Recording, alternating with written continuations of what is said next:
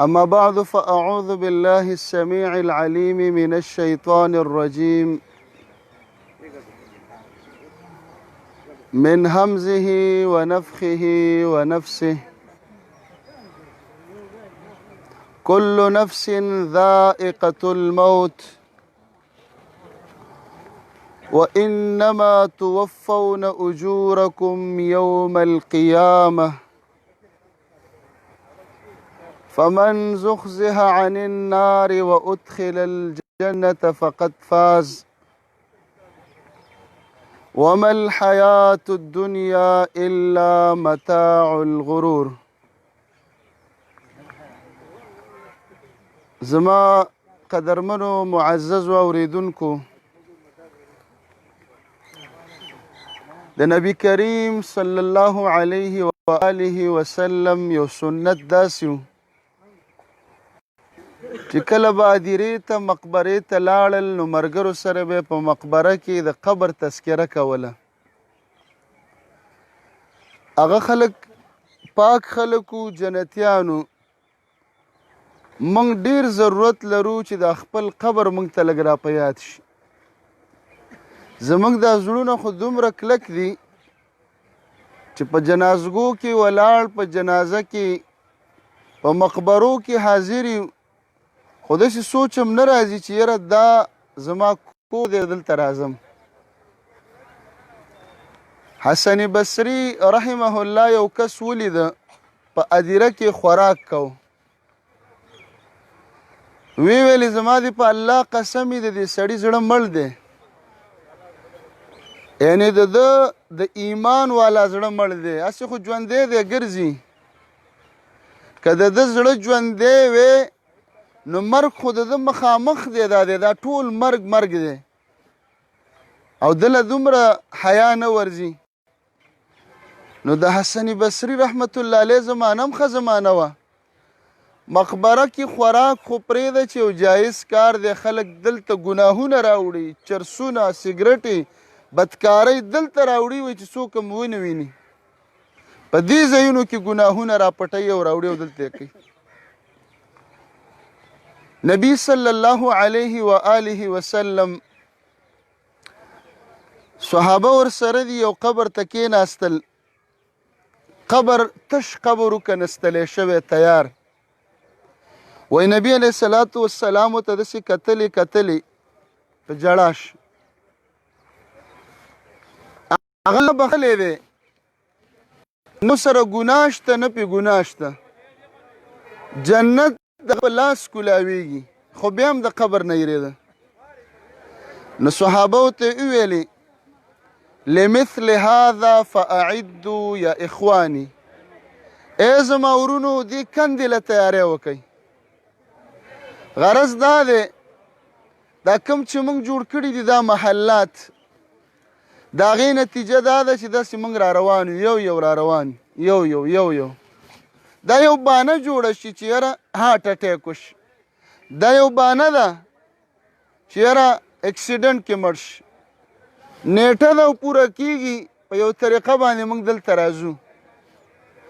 لکه څنګه چې موږ د دنیا د دې یو څو کلونو والا کورونو دپاره، دا د څو کالو کورونه دي، د دې دپاره د بجلۍ غم د اول نه کو، داسې ځای کې کور نالو چې بجلي په هغه علاقه کې نه وي.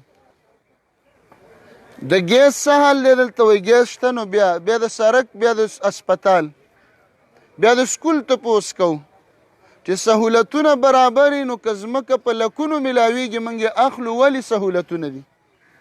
خو هسې یو سوچ وکړو په دې سهولتونو کې زموږ څونه وخت دی؟ 20 کاله خو موږ ماشومان یو، 20 کلنۍ پورې عمر رانه ماشومتوب وخوړه.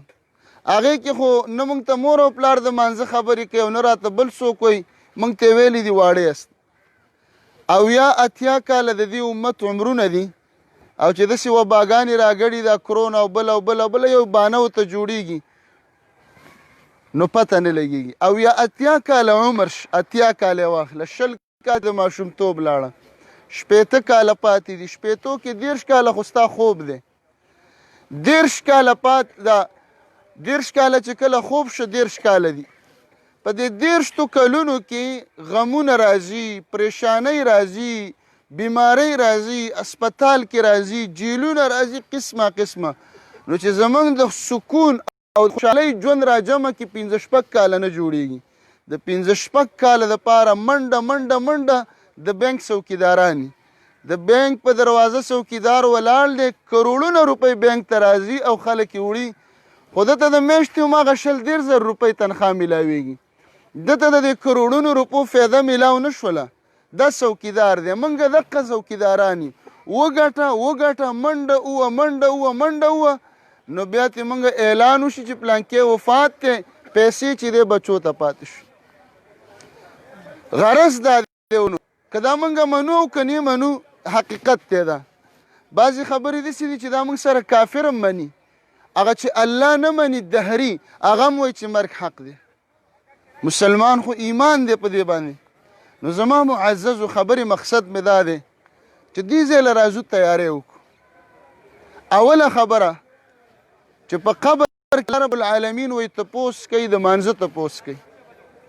که چېرته د یو انسان منځونه برابر راووتل نو نور عملونه به الله د دې تابع کړي، هغه به ورله پخپله برابر کړي. او که منځونه برابر راونه وتل نو نور عملونه به تابع شي، هغه نور عملونه به هم تباه شي. زما عزتمندو مونځ خو موږ او تاسو ټول کوو الحمدلله، چې هغه زده نه دی، هغه چې صحیح زده نه دی، هغه چې د ابۍ نه او د ادا نه زده کړی دی، هغه مات ګوډ هغه هم مونځ نه پرېږدي، هغه هم کوي. خو څنګه مونځ کوو؟ بغیر د جمع نه کوو، کته پورته کوو. د نبي علیه السلام فرمان دی چې کوم انسان اذان اوري او جومات ته نه راځي د ده مونځ نه کیږي. ړوند صحابي دی په سترګو باندې عبدالله ابن ام مکتوم، ړوند نابینا، په هغه وخت کې رڼاګانې نه وي، سړکونه پاخه نه وو، کوڅې پخې نه وي، کندې کپرې لارې وي. نبي علیه السلام له راغی وی د الله رسول علیه السلام ما ته اجازت شته چې کله باراني او بادي سیلۍ طوفاني تورتمې وریځئ او زه جمع له نه راځم، یا سار کې یا ماسخوتن کې نه راځم. نبي علیه السلام ورته وایي بلکل تا ته اجازه ده. وایي چې دی پاسېد او روان شه، ورته وایي دې خوا راشه. اوس وایي راته جبریل امین راغی او راته وی ویلي چې تر څو پورې ته اذان اوري که ماخوستن یې او که ساري جمع له به راځي. دی چا ته ویلي؟ دی ړوند صحابي ته ویل. هغه وویل ما سره څوک نه چې د لاسه مې ونیسي، سترګې الله را کړي دي، بنا سترګې دي. او څنګه سترګې دي؟ موږ وایو زه سړی د پوندو نه پیژنم، دونه خو هوښیاران، روپۍ په لاس کې پیژنو، انسانان د پوندو نه پیژنو. وایي زه چې سړي ته وګورم پیژنم یې.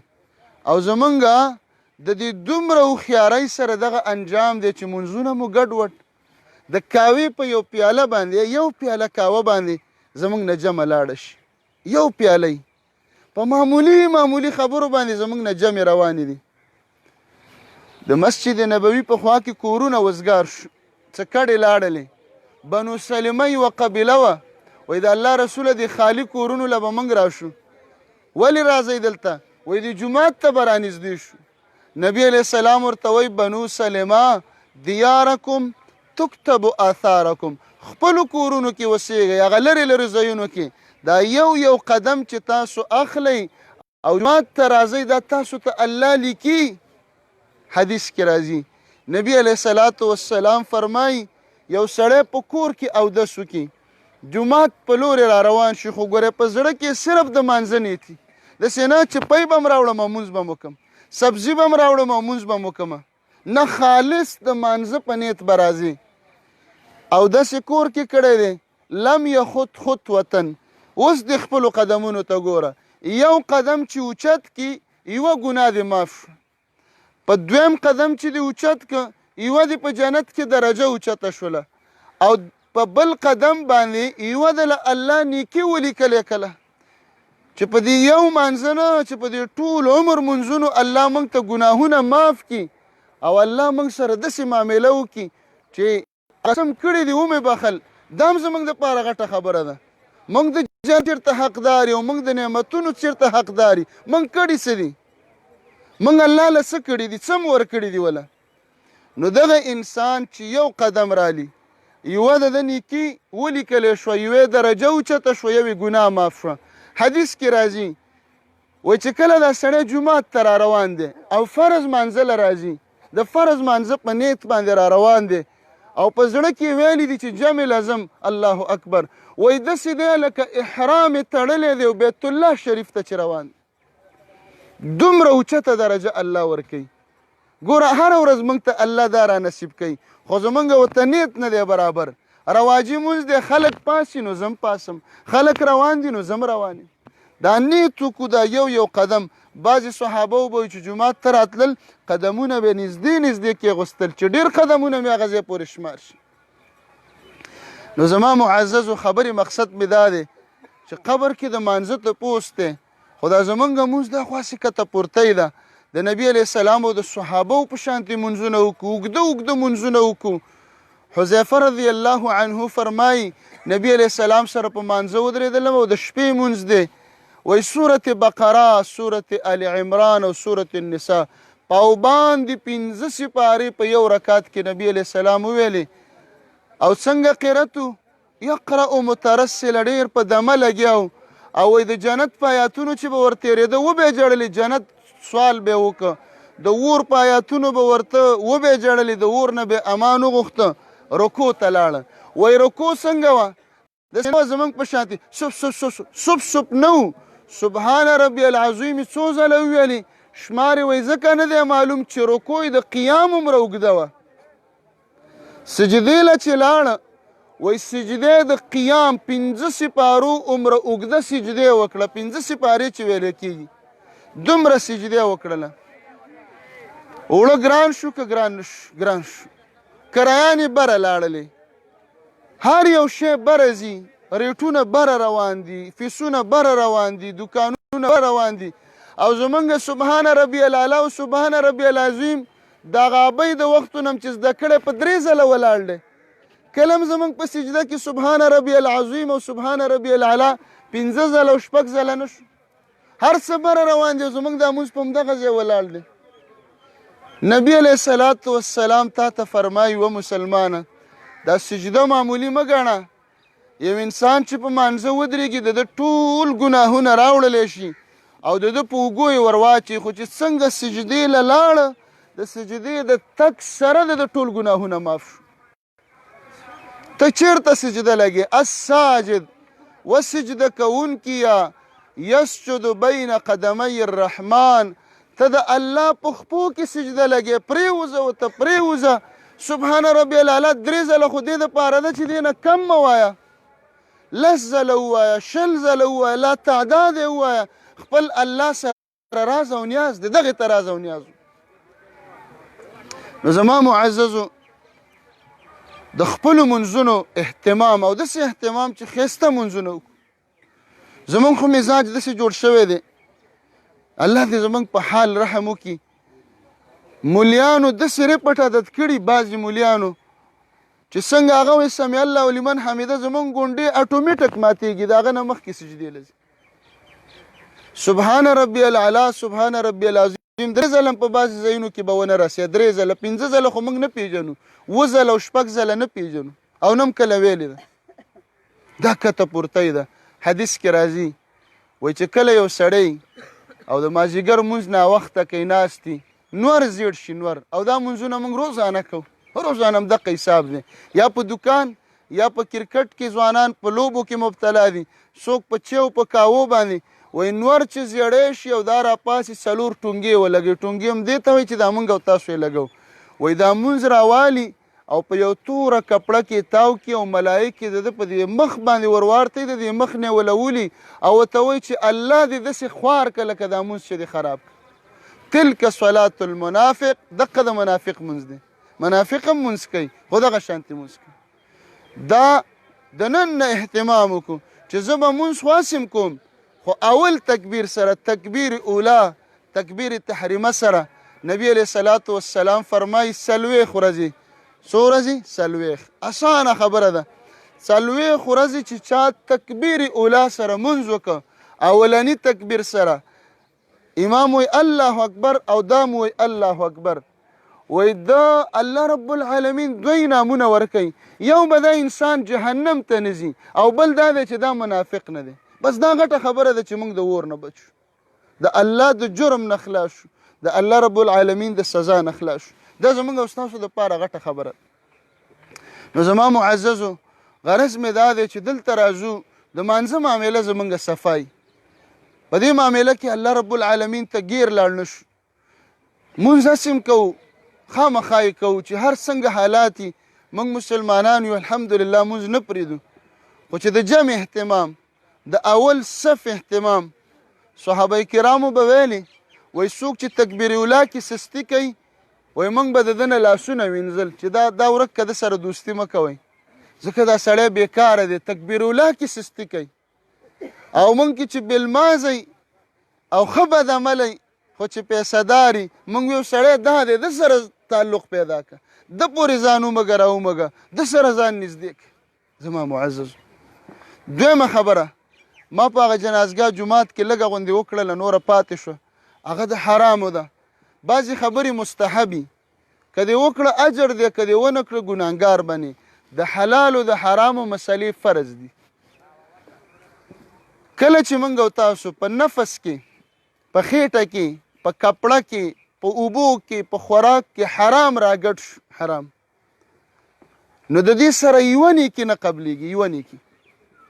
صحابه به د دې نه ډېر ځان ساته. ابوبکر صدیق یو غلام وته، د ورځې به مزدوري کوله، غلامانو به مزدوري کوله، مالکانو له به یې راوړله، پیسې راوړلې، خوراک یې راوړو. ابوبکر وخوړه، تپوس یې ترې ونه کړه. هره ورځ به یې ترې تپوس کوو چې څه دې وکړه، څه دې ونه کړه، تپوس یې ونه کړه. کله چې خوراک وکړه، هغه غلام ورته وایي چې دا خوراک چې تا وکړه خبر وي دا څه شی و؟ وایي نه، وایي تکهنت لانسان فی الجاهلیه، په جاهلیت دور کې د اسلام نه مخکې زه لا مسلمان نه وم، یو سړي ته مې د کهانت خبره کړې. کهانت دې ته وایي. وایي ما ورته وویل ته وښیوه دا لاس، زه په پال باندې پوهېږم، دا قسمتونه او پالونه چې ګوري. وایي ورته مې وویل چې ستا په نصیب کې دا کار دی. وایي هغه کار یې وشو او وایي زه په دې شي نه پوهېدم، د ړندو غرګۍ وامر ته رسا ولګېده، اوس یې راله په شکرانه کې دا خوراک راکړه او تا وخوړه. وایي ابوبکر رضی الله عنه ګوته دننه کړله، ګوته اوقې تشې خېټې وې، هغې نه څه نه راوتل، خو ډېر په تکلیف باندې خوراک بیرته راوارته. وایي چا ورته وویلې چې الله دې په تا رحم وکړي، نو تا خو ځان وجه لګی وې. ویلې وایي که د دې سره زما نه ساه وتله زه مرګ ته تیار وم، خو حرام مې په خپله خېټه کې نه پرېوست. ابوبکر څوک دی؟ که دی خوړلی مې هم جنتي و، هغه له الله داسې ډګري ورکړې وه. ابوبکر فی الجنه، ابوبکر د دې هر څه سره جنتي دی. د نبي علیه صلات وسلام سره نوسي روان دي، حسن او حسین، او څوک دي؟ سیدا شباب اهل الجنه، د جنت د ځوانانو سرداران به. نبی علیه السلام ته دومره ګرانو، په منبر به ولاړو او دوی جومات ته راننوتل، غورځېدل او پاسېدل، غورځېدل او پاسېدل. نبی علیه الصلاة والسلام منبر پرېښود او راکوز شه او دا یې په غېږ کې راواغستل او ویې ویلې دا زما کشمالي دی، کشمالي خوشبویي کوي. دومره ګران وسي دا چې اوس د چا سره په لاره کې رواني نو هغه ورته قار نه کوي، هغې نه خفه کوي. په لاره کې روانو، یوه کجوره، یو دانه راواغستله او خولې ته یې کړله. حسن رضی الله عنه، امام حسن چې ورته وایي، چې کله یې خولې ته کړله، نبي علیه السلام ورته وایي کخ دا وتوکه وتوکه. ګوره دا خو د جنت مرغۍ ده که نه، موږ څه وایو دا د جنت مرغۍ دي. داسې ماشومان چې ګاډي ته وځي، بهر دکان ته لاړ شي، د دکاندار نه، د ګاډي والا نه فروټ، میوه، سیو، مالټه راپټه کړي، مور له چې راوړي، مور له یې ورکړي، مور یې ترې غاټ چک ووایي، ورته وخاندي، بچیه خو یې نه لیدلي. نو دا د دې وخت نه غلی غلی غلی، نو سبا یې بیا مور او پلار وایي یا الله په ټرک یې ووالې کړي، یا الله د بس ته لاندې کړي، یا الله په بم یې والوځې. دا هغه و چې تا له بیا هغه میوې راپټولې او تا به ورته خندلې. تا یې تربیت هغه وخت کې ونه کړه. نبي علیه السلام د نوسو څنګه تربیت کوي؟ وایي دا وتوکه، ولې؟ د لارې شی ګورې حلال دی، چې کوم معمولي لږ غوندي چې ډېر ارزښت نه لري روغ دی صفا دی ویې خوره دې وخت کې به احتیاط کې په روټ لاره کې پراته دي قسمه مسلمانان دي چا پکې ستنه نه لګولي نشه پکې نه اچولي نور شیز حلال دی د لارې میوه ده لږ دی معمولي دی ارزښت وله څوک نه ورکوي او پاکو خوړلی شي نو نبي علیه السلام په دې نوسو باندې دا وتوکولې وایي ځکه هسې نه چې دا کجوره د زکات دي د زکات د کجورو نه پرېوتي او په آل رسول چې موږ او تاسو ته سیدان وایو اوچت نسب دی په اولادی رسول په سیدانو بادشاهانو میاګانو باندې زکات خوړل هغه وخت کې تر قیامته حرام دي ولې دا نسب ډېر اوچت دی او زکات خو د مال خیری دی نو دوی به د دې نه ځان ساتي داسې نه چې دی پسې بورې غاړو ته اچولي او ګرځي راګرځي چې موږ اولادی رسول یې موږ لی راکوئ نه ستاسو ډېر اعلی نسب دی تاسو اولادی رسول یاستئ دا د مال خیرې دي د دې نه به ځان ساتئ اسلام دوی له په غنیمت کې 15 حصه ورکړې ده په کور به ناست دي خو د مجاهد په غنیمت کې دله حصه ورکوي ویره اوس یې څوک نه راکوي چې نه درکوي الله ته صبر وکړه نو حرامه ولې خوري ګناه ولې کې نو نبي علیه السلام پې ولې وتوکله حسن او حسین د چا غلا نه وه کړې د چا جیب ته لاس نه ور اچولی د چا کنډرې نه ووالی خو څه د لارې کجوره وه که نه خو نه د بچو تربیت یې وکړه نو داسې چې بچي راغټ شي هغوی بیا ټول عمر حلاله خوري پاکه خوري نبی علیه الصلاة والسلام په بل حدیث کې فرمایي ذکر الرجل یو سړی بیان کوي یو سړی یطویل السفر یو سړی دی اوږد سفر یې وکړه بیت الله ته لاړ پیادل لاړو پیادل هغه وخت کې خو دا جازونه او ریلونه او دا سمندري جازونه دا شیزونه نه پیاده به لاړه اشعث اغبر مسلم شریف کې دا حدیث دی په ده باندې ګرد و غبار او دوړې دا لګېدلي سر یې د دوړو نه ډک شي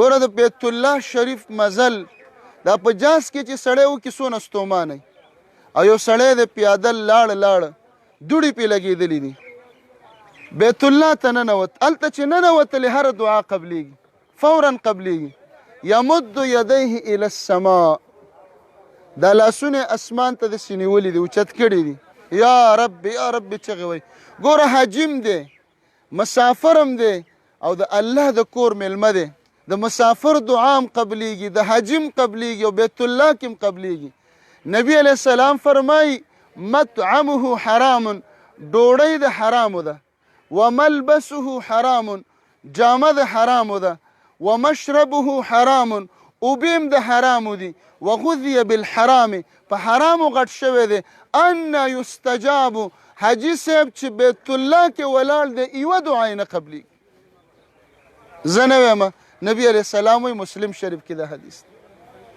بیت الله کې نه قبلیږي ولې نه قبلیږي ډوډۍ د حرامو خوړل پاسپورټ په حرامو پیسو ویزه په حرامو پیسو داخله په حرامو پیسو خالی صرف نوم کول چې دادا میاجي کوم ولې د تربورانو سره سیالي ده هغوی په پلار باندې حج وکړو که په سودي که په غلای دادا به حج له لیږم فایده هم څه وکړه پیسې لاړلې او حج قبول نشي پاک سوچه حلالې چې شک شبهه پکې رانشي په داسې پیسو حج هم وکړه عمره وکړه چې قبوله شي کنی په بیت الله کې ولاړې او چې د کعبې د غلاف د لاندې سر نه نباسي او پردی پور د ده په خیټه کې او د ده په کور کې پروتي او پردی حق ورپوري دعا یې نه قبلیږي شهید څومره اوچته درجه لري د ده د وینې ساس کې ځمکې ته لا نه رسېدلی چې الله یې بخي خو الا الدین نبي علیه السلام وایي ده ته پردی پور نه معاف کېږي قرض ورته نه معاف کېږي دا یو مقام دی د شهید الله رب العالمین یو عزت ورکړی دی یوه درجه ورکړې ده خو پردی حق هغه ته هم نه معاف کوي نو غرض مې دا دی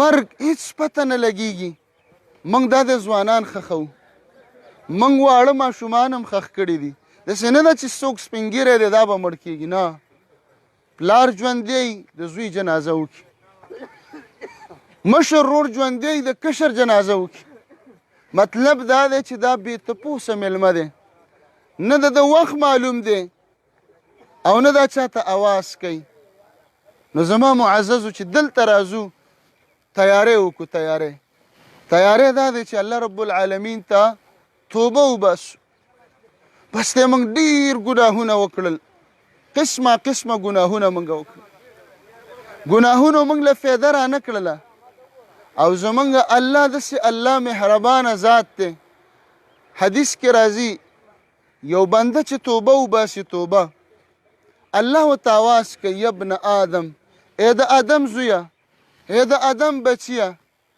ته ماته یو ځلې وجاړه او توبه په صدق او په اخلاص وباسه یو زمونږ توبه ده چې غوږونه رانیسه او لاړې ګریوان ته توکه او بیا هغه ګناه کوه داسې موږ د توبې سره ډرامه راغستې ده دا نه په صدق په اخلاص دا ګناه را پکې ده دا را پکې ده ځان له خپل الله سره یوازې شو د الله کور ته لاړ شو توبه وباسو الله فرمایي یا ابن آدم ای بني آدمه ته څونه ګناهګار یې ولې نا امید یې ته که ماله راشې بقراب الارض خطایا دا ټوله ځمکه ستا د ګناهونو نه ډکه شي او لو بلغت ذنوبک عنان السماء که دا ستا ګناهونه اسمان او وریځو ته راورسېدل دا دنیا دې ډکه کړې ده ته څومره ګناهګار یې دومره ګناهګار یې خو ثم استغفرتني ما ته وژاړه توبه وباسه دا دومره دنیا به زه د مغفرت نه تا ته ډکه دومره دنیا به تا ته د مغفرت نه ډکه نو زما معززو وخت په مونږ تیر دی او د مرګ د چا به نن اعلان کیږي او د چا به سبا کیږي او د چا بله ورځ هېڅ پته نه لګېږي د معمولي نه معمولي سبزۍ د یو ټماټر د یو پیاز د یو الو د هغه ګارنټي شته چې سبا پورې پاتې کیږي خو زموږ د دې غټو بدنونو ګارنټي نشته دا اوس چا سره ګارنټي ده چې د دې مقبرې نه روغ وتلی شو که نه شو وتلی الله مکه په داسې حالت کې موږ له مرګ راشي او موږ خپل الله سره ناجوړه یو ناجوړه جوړ هم لا نه ده کړې صلح هم نه ده شوې راضینامه هم نه ده کړې الله هم نه دی راضي کړی نو الله مکه په دشمنۍ کې ورلو ځکه موږ توبه نه ده ویستلې موږ نه به الله ناراضی د خپلو اعمالو توبې الله ته وباسو د منځونو خیال په اولاد باندې خاص نظر وساتو ځوان کل ځوان نسل د دې خاصه نګراني وکړو دا ګوره بل طرف ته روان دي کفار لګیا دي په ځوانانو کوشش کوي ډمان خو بوډاګانو کې نه اخلي که نه کم ډم چې بوډا شي هغه بیا سوال کوي خیرات ټولی هغه خو ریټایر شي ختم شي بیا څوک محفل هم نه بوځي همدې هلکانو کې لګیا دي کوشش کوي څوک ډمان کې څوک یې جړاګان د پېښوري جړاګان د کوهاټ د مردان د ثوابۍ اوس د هرې ضلعې خپلې جړاګانې دا پیدایشي دومره نه پیدا کېږي دا چېرته په 10,000 او 20,000 کې یو هم نه پیدا کېږي دا څه دي دا زما ستا دا روغ جوړ بچي دي د پیسو او د عایشۍ دپاره په ځان دغه نخره کوي نبی علیه السلام فرمایي که نه لعن الله المتشبهین من الرجال بالنساء د الله لعنت په هغه سړو چې ځان د ښځو په شانتې جوړه ښایسته مخ د سړي الله ورکه او دا وایي نه که نه زه د خور ولې نه پیدا کولم ځان د خور په شانتې جوړه لعنت به داسې انسانانو ورېږي موږ ته څوک سخته نه وایي